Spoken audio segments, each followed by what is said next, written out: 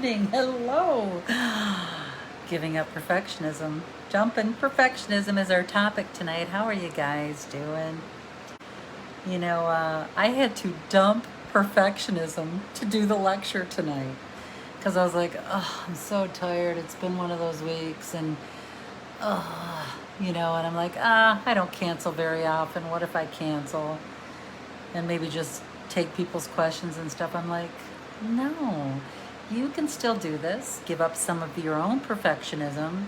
And I've learned a lot about perfectionism, actually juxtaposing overachieving and perfectionism. We're going to reframe it tonight. Hi, so you guys are showing up. Hi, Connie. Hi, everybody. Research shows that true perfectionists aren't really trying to be perfect, that what we're really doing is avoiding not being good enough. I'm like, okay, I can frame it that way. And so let me do a couple of announcements before I get going. Hey, Maria's in the house, Terry's in the house. I see you guys. Welcome, welcome, welcome. Dumping perfectionism is our topic tonight. We're going to reframe that. And how I thought I would do it is I have some information on perfectionism. I'm going to juxtapose overachieving versus perfectionism, and then give you 3 things to try to help break some of those habits. And know this too, perfectionism is not perfect. So maybe you don't have perfectionism issues around having a clean house, but when it comes to sending an email, you are a total perfectionist. Let that be okay. We're going to embrace it all. All right, so let me go ahead and start with some announcements. We do have a Facebook group called Joy is a Habit. Join it. It's awesome. It's a public group. The whole focus is joy. And we've reframed forgiveness that you're allowed to focus on joy too. And so it's a group all about joy. So join us. Anything I mention, I will also put up the links and all the information. All my lecture notes will go right on this Facebook Live as soon as I'm done, okay? I always give away a prize. Tonight I'm giving away a prize.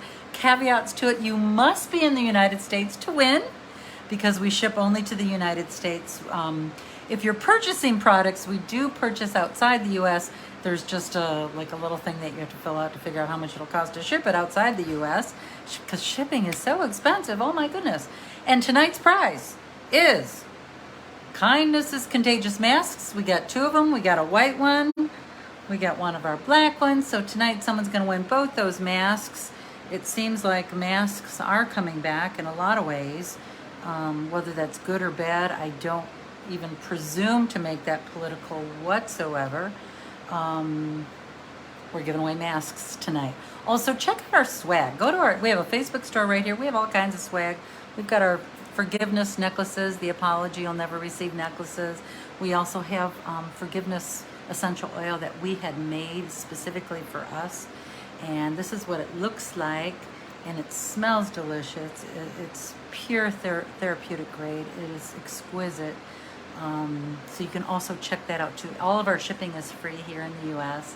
And what else do we got? Well, we got charms. We got stuff. So come check out our store. Also, if you have bought before, please give us a review. We'd love a review on the products, especially the essential oil, because it really is that delicious. It smells that good and it works that wonderfully. Also, one more announcement too, the apology workshop. We have a workshop that we do every other month that's just on the apology you'll never receive. It is off Facebook. You can purchase it on Facebook. It'll be on Zoom. It's $6.99. But here's the thing with that. If you are financially strapped and you can't afford $6.99, we have scholarships. We have people donate money for scholarships. That's one of the things we do with stars, is we forward those to the scholarships for the $6.99 to come to the workshop. And if you've been debating about coming, just come. It's a hoot. You'll laugh, you'll cry, you'll connect with people. It's an hour-and-a-half class. The next one is September 29th. Yeah, and if you know of a company that would be interested in sponsoring us, we are looking for sponsors because we'd like to make the class $1 no hala. So cost would never be a deterrent for you to attend, ever. And we want it to be that way, okay? All right, let's see. Signing up for, I already got that. If you're new, last thing, if you're new, tell us. We love to welcome new people. We do it all the time. So if you're new, tell us, okay? So I'm going to go ahead and go into the highlights tonight. I'm going to start with the problem. I always end with the solution, like 3 pieces of advice that can help you with perfectionism to start shifting and making the unconscious conscious, making the unconscious conscious. That's really what we do at Project Forgive. We spend a lot of time around personal transformation, personal development, and that you really don't need anyone else to forgive anyone, that forgiveness is so here. It's nice if you have someone that apologizes. That's awesome. And you don't have to have that to have peace. That's our claim to fame here. Okay. Hi, Kathy. I see you guys are new ones. Hey, welcome, Luann. I'm glad you're second visit from Central Oregon. Hi, Shalonda. Nice to see you. Just looking to see you in. Hey, Terry's in the house. Donna, Becky. Hey, Sharon McGrill. It's nice to see ya. Hola, Mariela. Hola, hola. It is a pretty necklace, Christina. Thank you for that. Everything's sterling silver, so it's real nice quality. Okay. So how I thought I would do it tonight is I'm going to juxtapose high achieving versus perfectionism. I'm like, well, that's a good way to do it. Any high achievers out there? Any perfectionists out there? So I've got some signs and I've got some symptoms.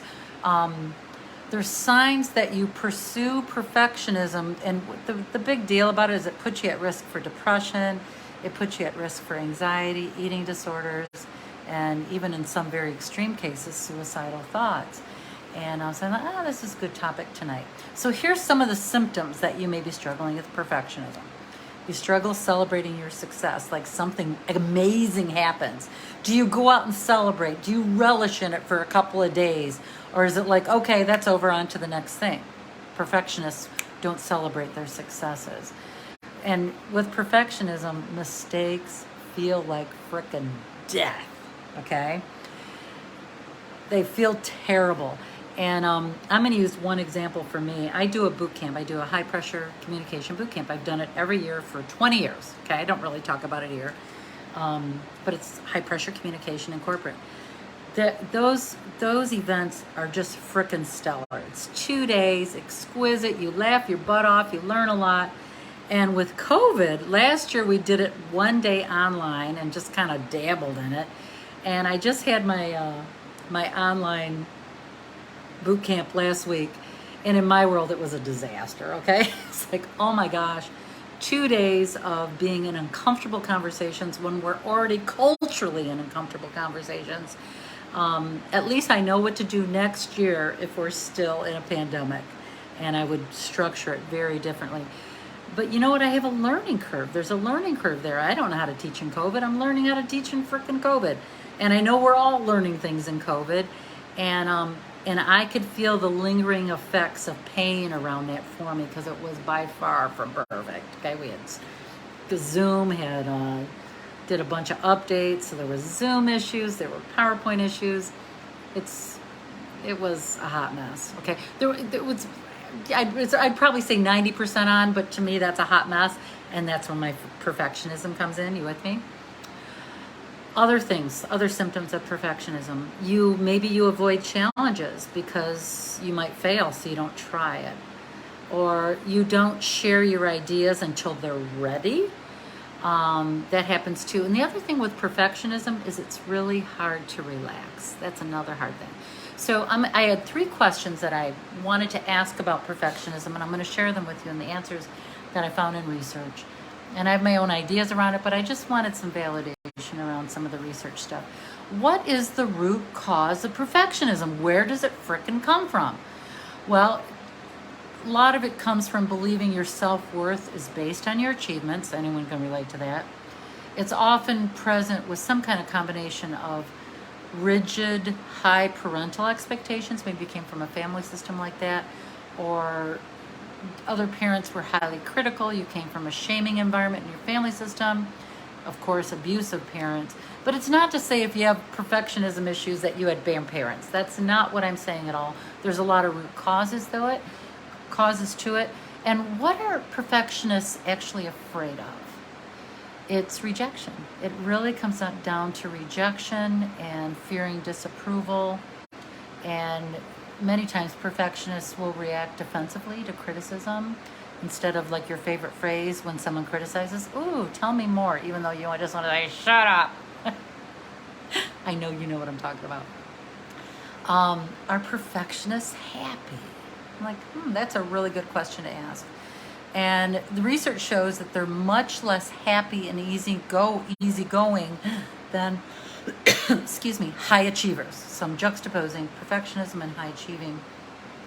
High achievers can bounce back fairly easily from disappointment, and I can relate to that. I've had many disappointing things, so can relate to that, and I can bounce back. I can see the elements of perfectionism with my boot camp from last week because I haven't bounced back yet. I'm still mulling it. I still got some pain around it. Hit some hard barnacles, as we say at Project Forgive, like stuff that's untapped.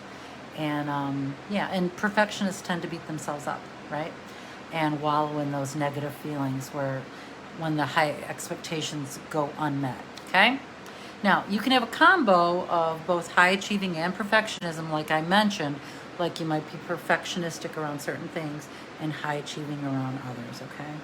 So what were the common traits of a perfectionist? And I found several. I'm not going to go into each one of them because you guys are going to get this. I think the solutions are the most important conversation tonight, and I would feel incomplete if I didn't share some of these tidbits or knowledge around research around perfectionism. Common traits of a perfectionist: all or nothing thinking, black and white. It's either this or it's this. That's a big one. Also, highly critical. Perfectionists are not only, they're critical of others, but more critical of themselves, because whatever we do to others internally, tenfold it, man, tenfold it, because how we talk to ourselves in our brain, woo. And high achievers take pride in their accomplishments. And perfectionists, though, focus on the imperfections. They find more mistakes and hone in on them, and more judgmental and hard on themselves, right? Get that. Pushed by fear. High achievers tend to be pulled toward their goals. Like I'm being pulled to finish a documentary. That's what I'm in right now, is working on the documentary on forgiveness. And I have a strong desire to achieve that. I'm happy with any steps I'm making in the right direction. Right direction steps always feel good with high achievers. Perfectionists, on the other hand, tend to be pushed toward their goal rather than pulled. Pushed rather than pulled. And there's a fear of not reaching those goals and seeing anything less than a perfectly met goal as a failure. So even if you got 90% done, it's still not good enough. You're always being pushed toward that perfectionism. Perfectionist goals aren't always even reasonable either. High achievers can set high goals. For those just joining, our conversation is perfectionism, and I'm showing the dichotomy or the distinctions between high achieving versus perfectionism. High achievers tend to be happier and more successful than perfectionists in their pursuit of their goals because they have more fun doing it. They have fun. And perfectionists often set their initial goals way out of reach. Like, okay, I'm going to lose 30 pounds in the next month. That's an unrealistic goal. Goals like 2 pounds per week or 8 pounds a month is more realistic and more achievable. So the unrealistic standards shows up for perfectionists. And the other one is the end game. High achievers versus perfectionists. High achievers are more focused on the process of chasing a goal as much or maybe more than the actual reaching the goal itself, like the journey of that goal. Perfectionists see the goal and nothing else. So my goal is to lose 30 pounds. I just see me in a size 8 or a size 6, and I will be there. Versus a high achiever that has that 8 pounds per month and gets excited about buying the next smallest size. I'm trying to make it as palatable as I can with these examples, okay? Now, when the goals aren't met, perfectionists tend to get down and depressed about that and wallow in negative feelings, where overachievers will bounce back from the disappointment that they haven't met some of their goals. Let's see. Yeah, I think that's a good enough list. Let me see what you guys are saying. Anybody saying something about perfectionism tonight? Let's see what you're saying. Okay. Definitely perfectionist. I'm so with you, Shalonda. Yep, Luann, I'm with you on that.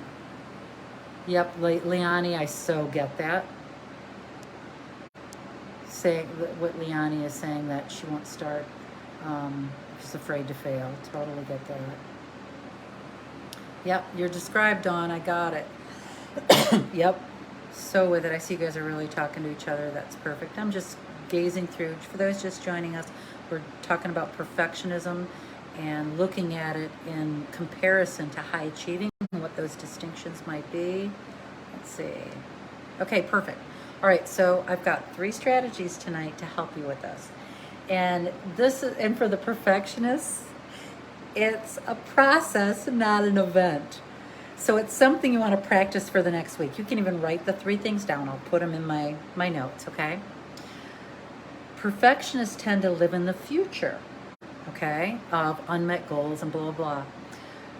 Mindfulness, I know you've heard this a kabillion frickin' times, but how do you practice mindfulness? I have 2 ways that I do, because I also recently read an article, an academic journal. I'm an academic.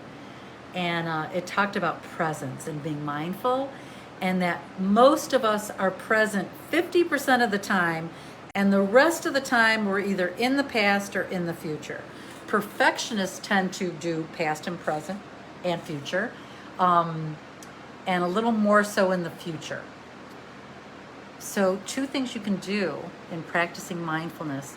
One of them is mindful walking. Even if you decide to take a 5-minute walk, just focus on your heel, rolling your heel and then the ball of your foot, and just focus on your feet and be so mindful of your feet touching the ground. Some of the quotes about like my feet kiss the ground as I'm walking, being very sacred with the earth. I really practice that when I remember to, and it just helps me breathe easier. It gets me really present. So mindful walking. Another one is mindful eating, because we walk and we eat. Even if you're at the grocery store and you're going to walk up to the Kroger or whatever, mindful walking, just to give you that boost, that energy of mindfulness and being present. Same thing with food. I have a ritual that I go through. I do an internal prayer, thanking everybody that touched the food, from where it was harvested to how it was prepared, to how if it's a processed food, how it got in my freezer, if it's a cucumber from our garden, thanking, and we're non-religious, I just share my own personal beliefs, maybe thanking God for blessing my cucumber. Like, I do those little things, and then I watch no TV or do no other thing besides eat my food. My husband and I limit our talking when we eat, and if we are going to talk, no negative talk, because we're ingesting and we're putting vitality in our body, and we practice mindful eating. So those are 2 little things you can do to help with mindfulness. And I know sometimes it feels like a stretch, like, okay, I'm giving up perfectionist, but I'm going to practice mindfulness. Actually, yeah, it does work, okay? What about, and then number 2, I got 3. First one is mindfulness. Second one is reevaluating your standards. Is your standard 30 pounds in a month, to lose 30 pounds in a month? It's time to reevaluate that. And I'm thinking about, so I've had to reevaluate my standards, particularly with my husband. I'm with him pretty much 24/7 in the house because of COVID. We both work at home, and he drives me nuts being with him 24/7. Oh my gosh, okay? And this stuff could drive me crazy. The little things could drive me crazy. And I practice things like, my door is shut. If my door is shut, it's writing. Don't interrupt me working. I'm one of those, if I get interrupted working, it takes me 10 minutes to rev up again. Can anyone relate? And if my husband's up, his office is upstairs, mine's downstairs. If he interrupts me many times, it gets pretty annoying pretty quick. So the kinds of things I've been reevaluating is, what are my standards around boundaries? Okay, Christina, I love that. I see what you're saying about the negative conversations, especially if you've already asked them to stop. So I've created some really good boundaries about keeping my door shut. It's unrealistic to shut my door and have it shut till 5 o'clock all day. That is never freaking going to happen with my husband. He cannot do that, okay? So that's an unrealistic expectation. And, someone says, boy, it's high maintenance if you say, okay, honey, I'm going to be working until noon. Maybe we can connect for lunch and then have a lunch connection, then maybe an afternoon snack connection or whatever. And I've had people say to me, boy, your husband's so high maintenance. And I'm like, I know this about my husband. I know he likes to connect all day long. And if I can guide that with boundaries powerfully and beautifully and do it with grace and compassion, my husband's worth the investment. I love my husband. He's worth the investment. There's many things that my husband will invest in with me. I've talked about here a billion times. I love sleeping with a fan. My husband hates it. His compromise is the fan's on low. That's a stretch for him. And some might say to him, boy, your wife is high maintenance. She has to have the fan on every night. Are you with me? So it's a relative term about how much do you really want to invest in your partner. And one thing that I did today that was really cool in giving up perfectionism, because I've been off for a week. I went on a girlfriend vacation. No, nowhere fancy or anything, just like a staycation a few hours from my house. And so I've got a lot of work to do, when I show up today. And my husband's doing stuff. He really needed something for what he's preparing, and he's got his hands full. And he said, could you find it in your heart to run to Costco for me and get me these macadamia nuts? And I said to him, would it really make a difference for you if I go do that? Do I want to go do that? Not even close. I didn't want to leave my work. I've been gone for a week. Everything's piled up. And he said, it would make such a huge difference for me. And I made a decision in that moment that I'm going to invest. I'm going to invest my husband and go do that for him. And we've had an amazing day together when we've seen each other, between work. And he said to me like 3 times, I so appreciate that you went and did that. That really made a difference for me today. Cool thing.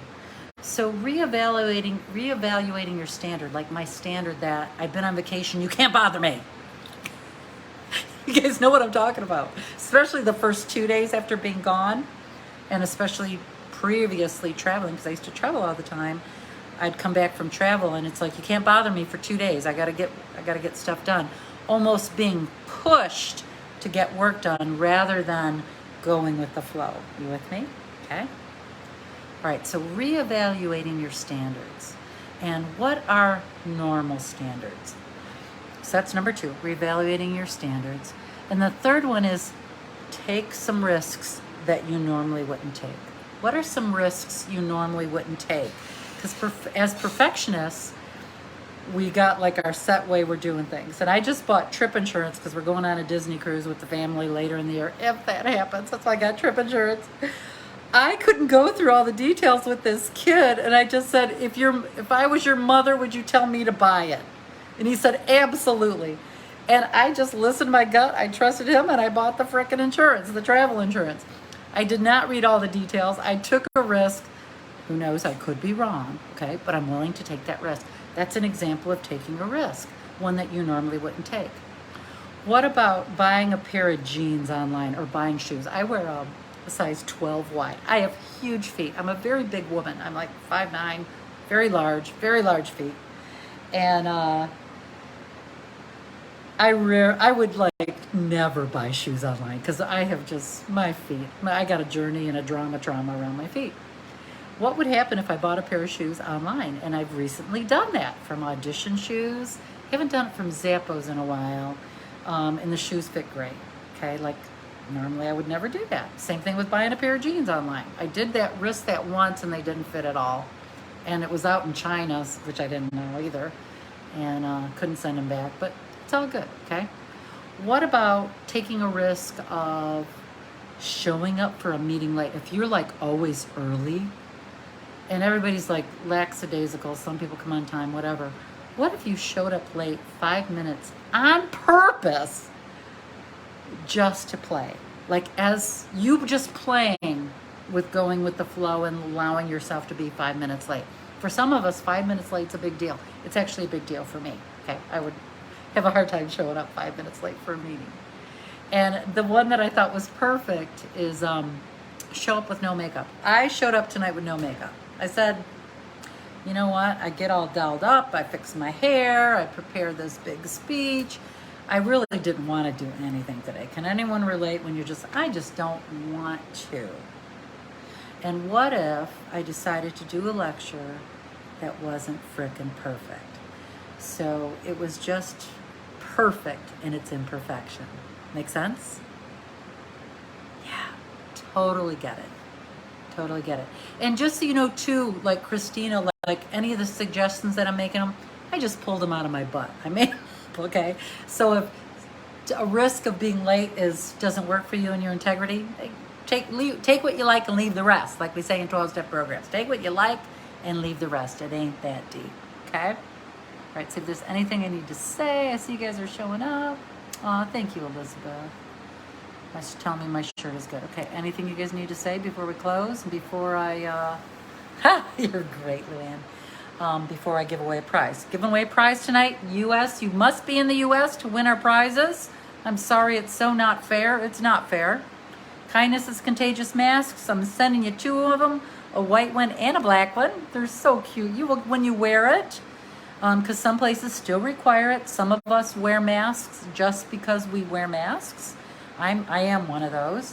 I have grandchildren that aren't vaccinated, so that's my stance. I don't have it as political. Whatever you choose to do is up to you. That's all good. I just hope you won't not like me because I wear a mask. I hope that won't happen. Got it? But you honor my choice too. So masks tonight.